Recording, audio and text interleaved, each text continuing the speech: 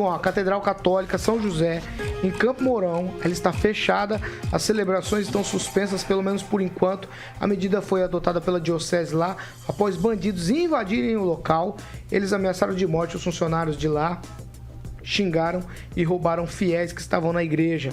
De acordo com a nota oficial assinada pelo pároco lá da Catedral, o Jurandir Coronado Aguilar, o grupo entrou no local gritando, xingando, roubaram objetos de alguns fiéis e, quando foram confrontados por funcionários da catedral, começaram a intimidá-los e também com ameaças.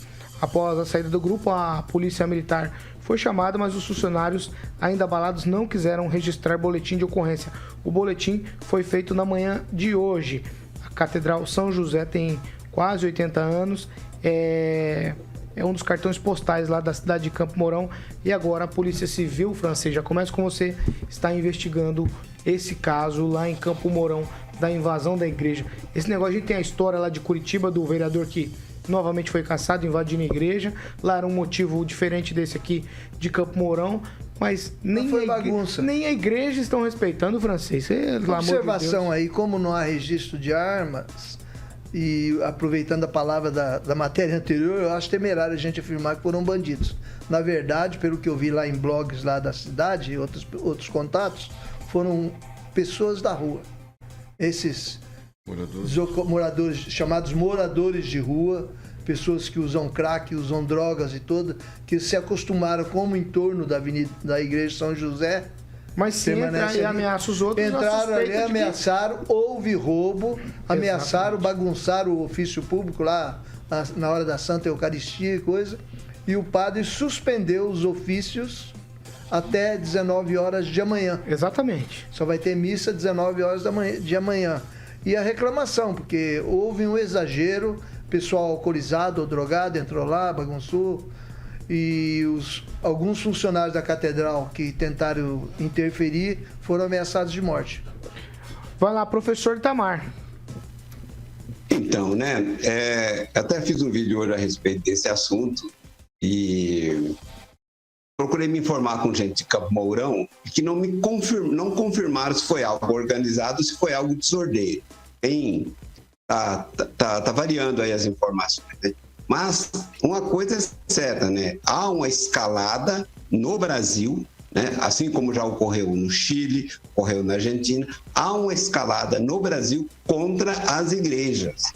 Inclusive na época da pandemia, quando realização de culto e missas foram proibidos, inclusive na modalidade online. Então, assim, o Brasil vive uma cristofobia, uma perseguição aos cristãos. Falo com tranquilidade, até porque eu não sou cristão, tá? Eu analiso enquanto historiador. Tem uma perseguição constante, e aí a complacência daquelas autoridades que deveriam coibir isso, mas que agora estão mais preocupadas com outras coisas do que propriamente com coibir ação contra as igrejas. Até você coloca, né? Mas nem as igrejas estão sendo poupadas. Mas para um criminoso, qual que é a diferença de roubar uma igreja e roubar um outro cidadão?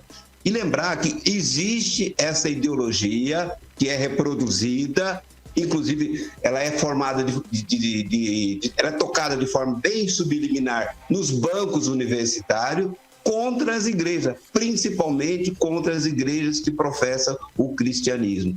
Na minha avaliação, isso é só uma escalada, isso é só o começo de uma escalada. É isso, Paulo. Emerson Celestino, sua vez.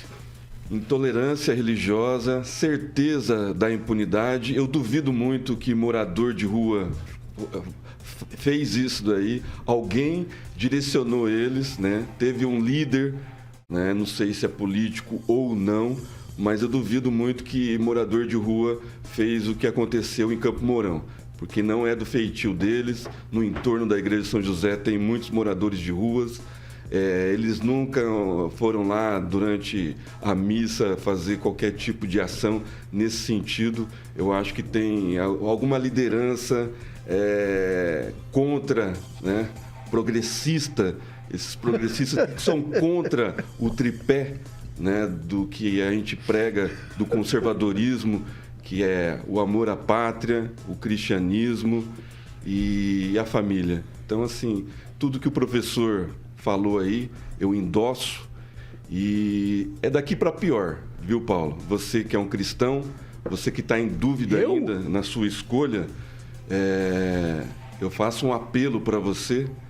Não.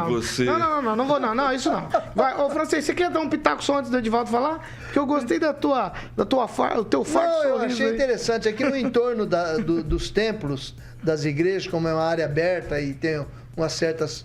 É comum que o pessoal se reúna, tem uma praça, é um ponto de referência. É comum que esse pessoal que está de passagem pela cidade, o pessoal que gosta de pitar um cigarrinho manhoso, mas em toda igreja o pessoal que usa crack, eles fazem dali acampamento. Há uma certa tolerância. Ai, meu Deus. Certo, é comum. Em torno da Catedral de Maringá também ele vai negar. Ele vai negar. Mas tem. Sim, mas alguém liderou eles. Segura aí. Alguém liderou eles, pode ter certeza. Pouquinho, vai, Edivaldo, eu quero ouvir você. E o professor vai descobrir, porque o professor vai dar uma palestra sobre conservadorismo em Campo Mourão. Edivaldo.